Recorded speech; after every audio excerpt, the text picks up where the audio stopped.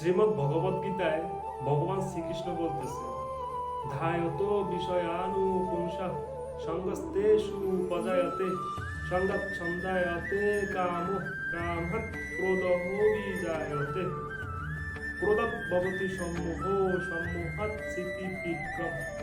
চিতিভ্রংশাদ বুদ্ধিনাশাৎ প্রণশ্যতি।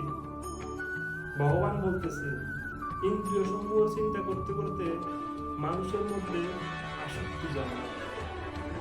এই আসক্তি থেকে কাম উৎপন্ন হয়, কাম থেকে ক্রোধ উৎপন্ন হয়।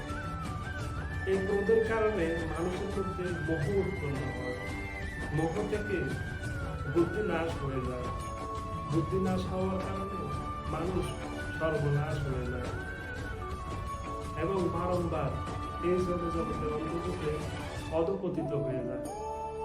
তাকে বারংবার এই জড় জগতে জন্ম মৃত্যুর বন্ধনে জড়িয়ে থাকতে হয়। হরে কৃষ্ণ।